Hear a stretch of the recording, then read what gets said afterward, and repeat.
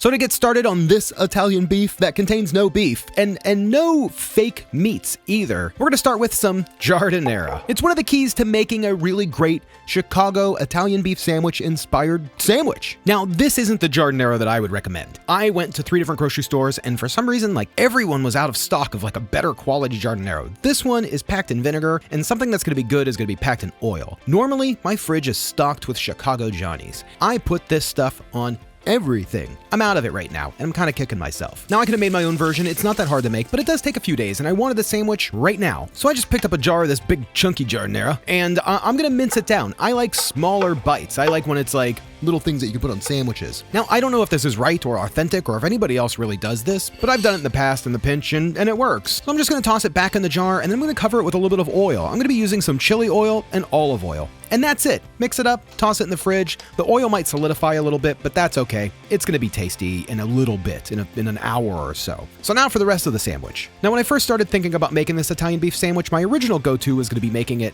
out of seitan, out of gluten. But then I thought, you know what? King oyster mushrooms might work really well. Now, you don't necessarily have to use king oyster. I got a few. I got king oyster and lion's mane. And you can just pick up one of those gourmet variety packs that they sell at most grocery stores, or maybe a few of them, and you're gonna end up with a pretty tasty sandwich. Just the same. So I'm just gonna wash the mushrooms pretty good. You don't have to worry about getting them wet here. That's not that big of a deal. And then we're just gonna get them ready to cook. So I'm just gonna chop off the base. That's where some of the mushroom growing substrate might be. And then I'm gonna just lightly score these king oysters kind of all the way around. I wanna work the seasoning into kind of the skin of the mushroom. For the seasoning, I'm just gonna be using a little bit of salt, pepper, and some garlic powder. Really rub that in there. Now I just wanna get a pan lightning hot. Right before you toss the mushrooms in, toss in a little bit of oil, put the mushrooms in the pan, let them sear on both sides. That's gonna release a lot of the liquid and help the texture of these mushrooms. After a few minutes, we're just gonna flip them over, make sure they're browned just like that on both sides. These look phenomenal. Now, while we're waiting for the mushrooms to cook, we're gonna put some tea on. No, I'm kidding, but we do need a kettle. So we're just gonna warm up some water to start making our plant-based stock, our beef stock. Now, the base of this is gonna be a yeast extract. Now, you can use Vegemite or Marmite. I know some people are gonna be upset at this, but both of them are gonna come out pretty much the same. The important ingredient here is that yeast extract because that's what makes things taste meaty. It's wild how meaty it is. Now, a few more elements to help replicate the beef stock would be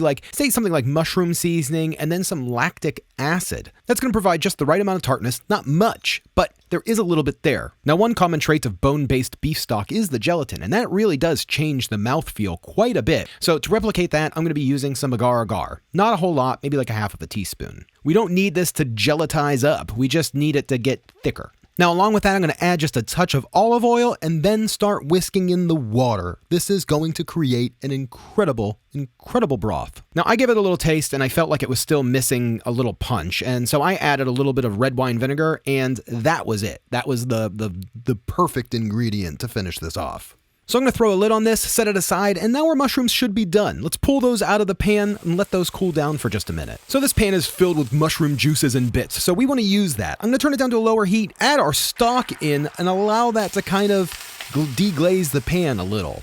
Now, I'm using cast iron on purpose. I didn't mention that. That's because of the iron aspect of it. It has a slightly irony taste that you're probably used to and just not really aware of, but it is there. Now, the mushrooms have cooled for the most part. I'm just going to try to slice them incredibly thin. It doesn't matter how you do it, just get thin bits out of it. The bigger the bits, the better it's going to be. I ended up switching to going long ways to get long strips, and I'm so glad I did. That really worked out. But if you just have those little gourmet mushrooms, don't worry about it. Slice them thin, toss them in. It's going to be good. You won't know. So at this point, I'm just going to toss these mushrooms into the broth, stir them up, and then tell you about today's sponsor. Money Optimist offers the tools and resources you need to take control of your finances and achieve financial independence. I've never been good with money. I've never been good with my finances. I screwed up credit cards and car payments, and even when I was making a good salary, I was still living paycheck to paycheck. It's been a heck of a lot easier after watching the Money Optimist 2-hour masterclass by the founder and money coach Kyle Jansen. He leverages his past experience to help you get through the complicated world of personal finance. I loved learning how to calculate my financial independence number, so that way I had an actual number versus just something arbitrary that I made up in my head, and learning how to create a debt paydown plan. I've never knew how to do that. I never learned that. I was just paying it off at random, just as much as I could and quickly as I could. Money Optimist will provide you with a tailored 30-day action plan to help you reach your financial independence. Automated budget planner, debt repayment plan, and your own financial independence calculations and retirement timeline. And that way you can stay on track of your goals, which is a huge sense of relief. So gang, the first 100 of you to buy the masterclass using my code Saucestache and heading over to moneyoptimist.co/Saucestache will get 25% off the class and a free 30-minute coaching session, which will help you create your own personal financial independence plan. And if you're not completely satisfied with the class within the first 30 days, they're going to offer you a 100% money-back guarantee. No questions asked. So thanks to Money Optimist for sponsoring today's video and for providing me with a brighter financial future.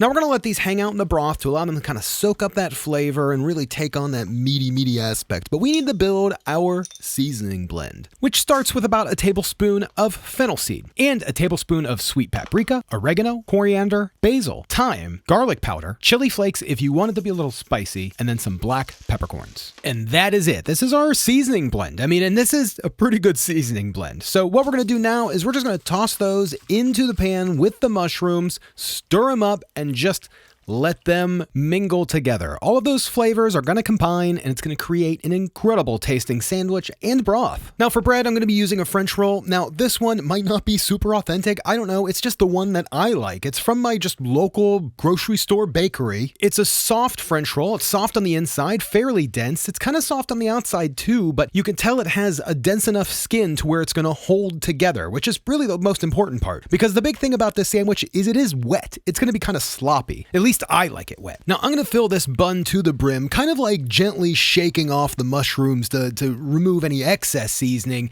and also not really fearing about grabbing a bunch of extra sauce. I mean, if it's dripping down the bun, you've done a good job. Now I'm going to save the broth that this was made in just for dipping the sandwich in, but I don't want that little heap of extra seasoning in there. So we're just going to screen that out and do the best job you can. You could see how great a job I did. Now to finish off the sandwich, we just need that giardiniera. I need to load it up. I mean, fill up the rest of the bun with this stuff because it is phenomenal. That's going to be all of the elements that you need for this sandwich. It seems a little plain, but wow, is it just loaded with an insane amount of flavor that I cannot wait to hear what Monica has to say. Cheers. I'm going to make mine really wet because I love it like that.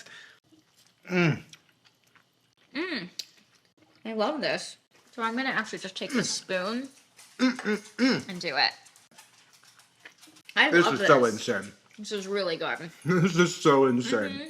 Okay. It's definitely like a beef sandwich. You can tell it's mushroomy. Yeah, it's mushroomy. For sure, but it's definitely got a meaty texture, a meaty bite. It's got some areas in it that are a little bit more crispy than others. So it definitely has that good, like, beefy kind of texture. And then the broth is really good. It's like a beef broth. It's flavorful. It's savory. A little spicy. A little, yeah. And I love the kick that the Giordano gives it, you know? I don't know what to say. So, I mean, it's a mess. I love mushrooms. So this is awesome. It has a really good kick to it. Really nice kick. All the seasonings came through. The coriander. There's a lot of fennel. There's a lot of seasonings to it. Yeah. Are you tasting a lot of seasonings? I am, but because you know I'm like a small biter. Yeah. Like I'm getting them. I do taste the like fennel. Oh, and I'm tasting the oregano. It's really good. Loving it. So all in all, I've made a bunch of different like beef things. I was trying to think of an easy way to do this because I was originally going to do seitan. Everybody gets on me about gluten. I know the bun's gluten, but if you have a gluten-free bun. So that's why I was like, you know what? I think mushrooms would really make this really good. And I'm so glad I did. Really delicious. Yeah. I'm going to make this again. Because it was pretty easy. I mean, it went together really quick. Yeah. I whip up at any time. I want this all of the time. Yeah, this is super good. Okay. Well, here we go, baby. Yay.